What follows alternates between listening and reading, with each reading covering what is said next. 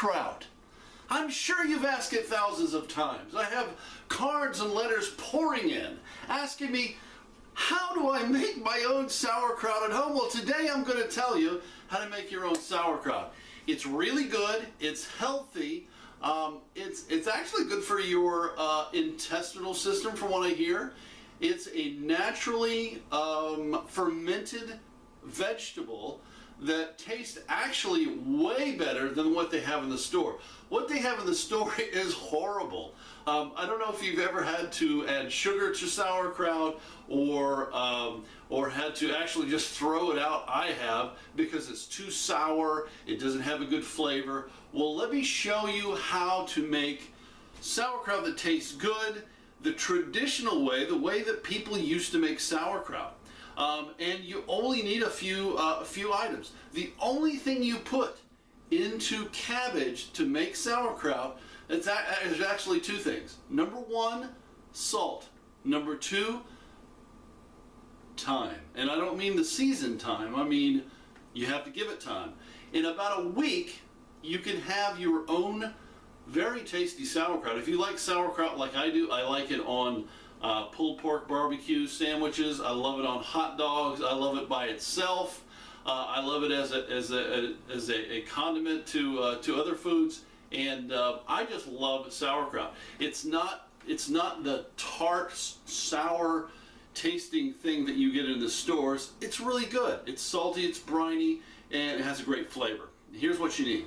So what you need to start out is a head of cabbage, cutting board, sharp knife. Make sure your knife is really sharp. Big bowl, some kosher salt, and a vessel, in this case mine's a big jar, that has been cleaned out. You can also use a food grade sanitizer to clean your vessel. This, I just washed it out really well, actually twice, drained it a little bit, and it's very, very clean. But again, you can use a food grade sanitizer if you choose. So the first thing you want to do is get you a nice big head of green cabbage and kind of pull out the loose outer leaves. These will come into play later, actually. Now, what I do is I cut up my cabbage, and I add a tablespoon of kosher salt for every head of cabbage. So this will just require 1 tablespoon right here of kosher salt, right there. And so what I'm going to do now is cut it up. What I do first, how I do this, is I cut it in half, and then in order to get this core out, I cut it again to remove the core. That. So when you cut it up, you don't want to cut it up into tiny pieces because you don't want to eat this stuff with a spoon. You want it a little bit stringy so it's fork manageable.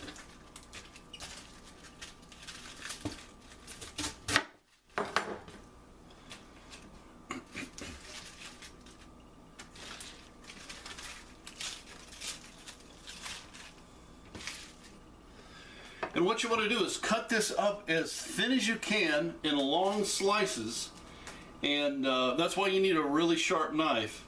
And then put it into the bowl, and I'll show you what to do after that. I try to put mine on a flat side on the board so it's not moving around, and then begin cutting thin pieces that way.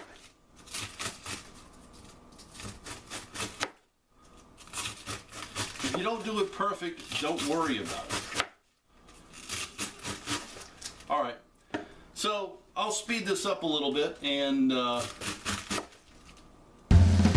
get going.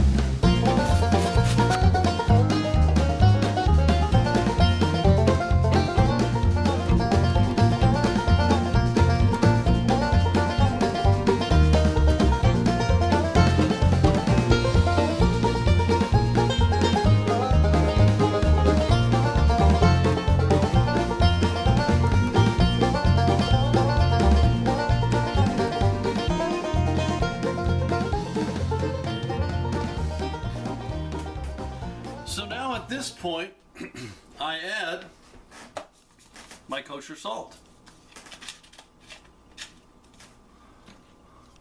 Just 1 tablespoon for this large head of cabbage.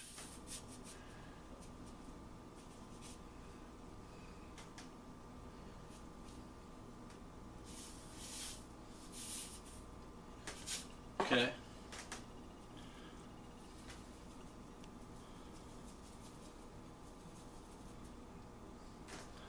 Now there's a couple of methods to do this. One is a layering method where you put it in a crock. You put a layer of salt, a layer of cabbage, a layer of salt, a layer of cabbage. This way I'm actually going to knead it because all of this, believe it or not, all of that cabbage there is going into this jar.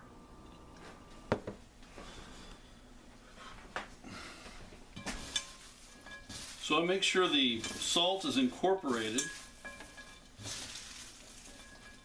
into all the cabbage. At first it's going to seem like it's not enough salt.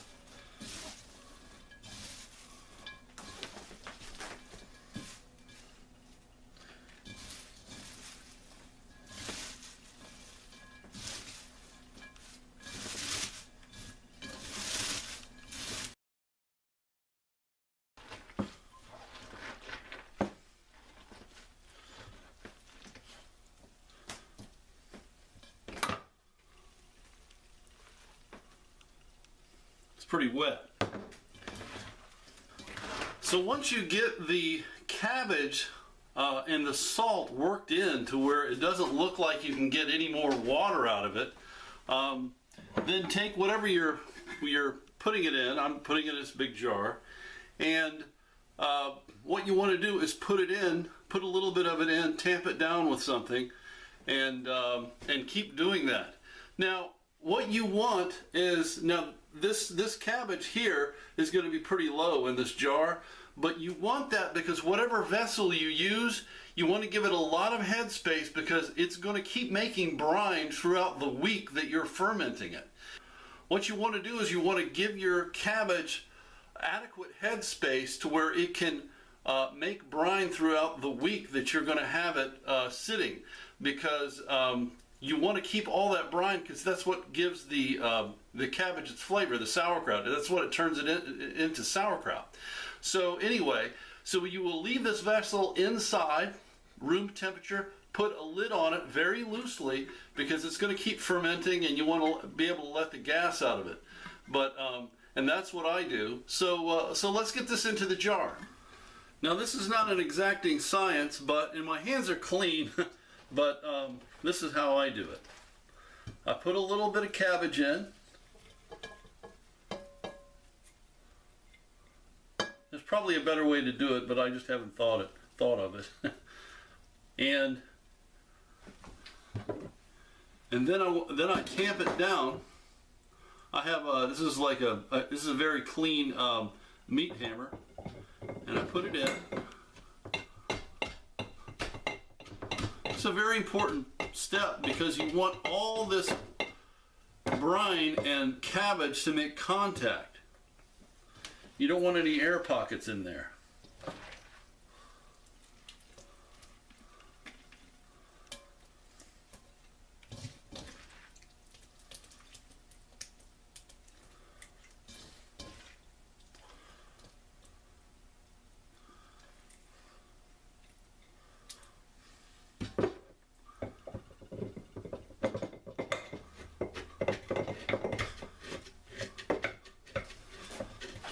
Okay, so there it is, the green cabbage in the vessel.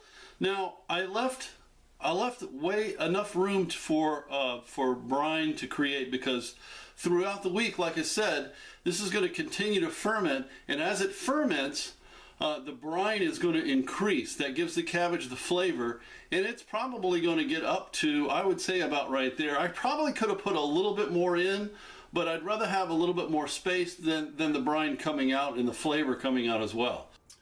Well, hello there. Back. It's been a week since I started creating my sauerkraut, and here it is now on the plate, getting ready for a taste test. It looks a lot paler than it did. That's one thing about what happens during the week's process. It turns pale. There is a little bit of juice there, and not a whole lot, but it's not soft, and it's not swimming in this sour liquid. It's actually there is a lot of moisture in it, but it's not too overly moist. Let me take a taste on this. Get up close.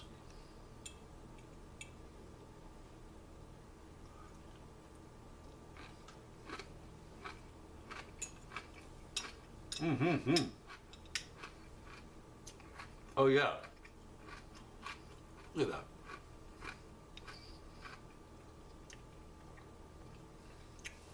That is really good. It's crunchy. It has a lot of snap to it when you bite it. It's not sour. It is slightly tart. It's savory. It's got a slight salty flavor to it. It doesn't taste like cabbage anymore. It's been transformed, but it's very, very good. I like the way I cut it up. It's not too small, and you don't have to eat it with a spoon, but it does have a very nice mild flavor to it. It's not some of that stuff you get in the store is just so saturated. It's just like in the juice, and it's all sour and soft because it's been cooked, I guess, to preserve it. I don't know, but anyway, this is really good.